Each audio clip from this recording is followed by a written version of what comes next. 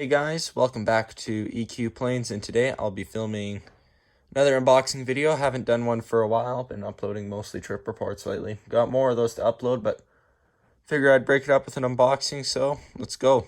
So here are the models we'll be unboxing today: the ANA 777-200 in the C-3P0 Star Wars livery, the Air Canada CRJ900, the Alaskan E175 to replace my Alaskan Q400, and the American E175 as well.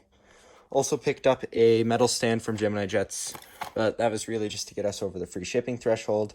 So yeah. Anyways, without further ado, let's get into this. Start out with this Air Canada CRJ900.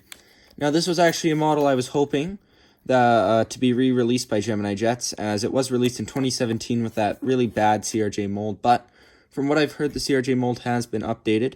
Now, the box is a little bit dented, which isn't a great thing, but I'm hoping the airplane inside will be fine, because I am fairly excited for this model. But here we have the AvWorld. They inspect all their models, so I guess if it was broken during shipping. So let's get the box open here. And here we have the Air Canada CRJ900. So here we have the Air Canada CRJ900. Now I am very excited for this model because it uses the new Gemini Jets CRJ mold, which is way better than their old CRJ900 molds, as the old CRJ900 molds, like the recently released Delta CRJ, had serious quality control issues, mainly with the landing gear, but also with the horizontal stabilizer, both of which have been fixed on this model. The detailing is also really nice for a model of this size. The only real fault I see in it are its winglets. CRJ900 does have very distinctive winglets, and I don't really think they have the shape 100% right here, but for a model of this size, it's really good. It not having antennas at this size also doesn't really bother me. But yeah, this is a really solid model. I saw on Instagram the other day some people having problems with the engines being misaligned, but this looks not bad in my opinion. Very reminiscent of their old CRJ900 mold. As you can see here, here's the old CRJ900 mold with the Air Canada Jazz. Now, you can see minute differences, once again, in my opinion, mainly with the winglets, which I think do look a little bit better on the older mold. But other than that, they are really quite similar. But yeah, I'm really happy that Gemini Jets decided to update their CRJ mold. I would like to see them do the same thing with their A319s, A320s, and A321CLs. That'd be a great improvement, but this is a step in the right direction from Gemini Jets. Let's follow up with this E175 from Alaska Airlines. You can see some markings on the box here, but it doesn't really bother me. I don't much care if my boxes are in good condition, because I don't really plan on reselling. But if you are a reseller, a damaged box, it's going to take a lot off that, so keep that in mind. However, it's not really Gemini Jets' issue. So let's open this up. I'm also pretty excited to get this model because now that Alaskan Airlines is retiring their Q400s, I'm going to need an Alaska Horizons aircraft to replace it. I'll keep my Alaska Q400 because I keep all the models I buy, but I will be using this in the airport updates during and up to and after 2023 when the Q400 is planned to be retired. But yeah, let's take a closer look at it. Here we have the Alaska E175. And once again, I'm impressed by Gemini Jets. They did have problems with some of their older molds with the E175 with the winglets, but the wings appear to be just fine on this E175, which is good to see from Gemini Jets. Now, I must admit, I'm pretty sad to see the Alaska Q400 go, but I don't think the E175 is a bad aircraft, and we'll have to try it out someday. Detailing on the side of this model isn't bad, but where I think it stands out is on the bottom. As you can see here, there are plenty of details on the bottom of the aircraft for this, and I think they've done a really good job with the painting of the winglets and engines and bottom, especially with this being such a small aircraft.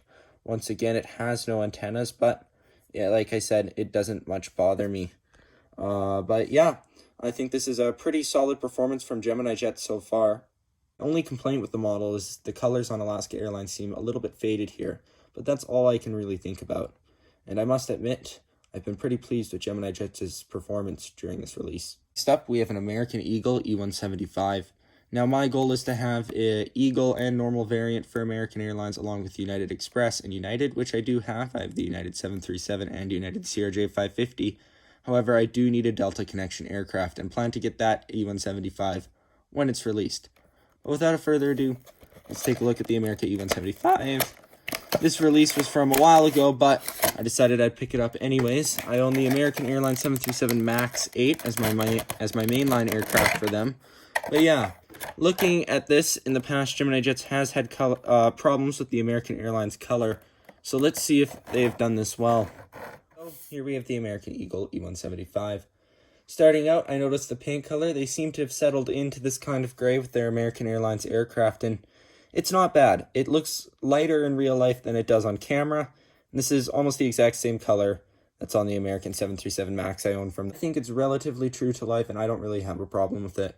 However, unfortunately, this aircraft is the old E175 mold, where you can see it has the crazy wing lift, unlike my brand new Alaska Airlines E175. Will say the details are relatively bland on this aircraft. They did fit in the One World logo and such, but it's not terrible. It's a relatively okay aircraft, pretty run-of-the-mill, but I must say I'm really happy with what they did on the new Alaska E175, as it makes their E175 a much more attractive model to buy. However, there's nothing super bad with this besides that issue with the wings. However, let's move to the next model. Finally, let's end this off with the JC Wings in a Star Wars livery. Now, JC Wings has been a company I've been pretty critical of lately, so let's see how well they did on this model. This model will add to my Star Wars set. I do have the ANA's RTD2 livery on the 787 from NG Models. I also have on order the BB-8 livery 777 from ANA, but that one's from AV400, so I will have all the, what in my opinion are the good-looking Star Wars liveries that ANA has, but all from different manufacturers. Once again, you can see model checked for quality control by AvWorld. So let's keep going into this, and yes, here we have the Star Wars livery ANA 777-200. So here's the ANA Airlines Star Wars 777. 200ER in the C-3P0 livery. I've always thought this has been their best looking Star Wars livery, next to their 787 RTD2 and their BB-8 on their 777-300ER, which has sadly recently been retired. But this looks to be a relatively okay model from JC Wings. It's not terrible. The mold itself is okay, but it's more about the livery than it is the actual mold of the plane for this one. You can see, though, they did a very good job on all the Star Wars detailing. It will be a nice addition to my Star Wars collection for my 1:400 model scale model aircraft. Was considering getting the United one, but I also did get the other Star Wars one for the ANA, so might hold off on that one for a little bit. But anyways, thank you guys for watching this unboxing video, and hope to see you guys back next time.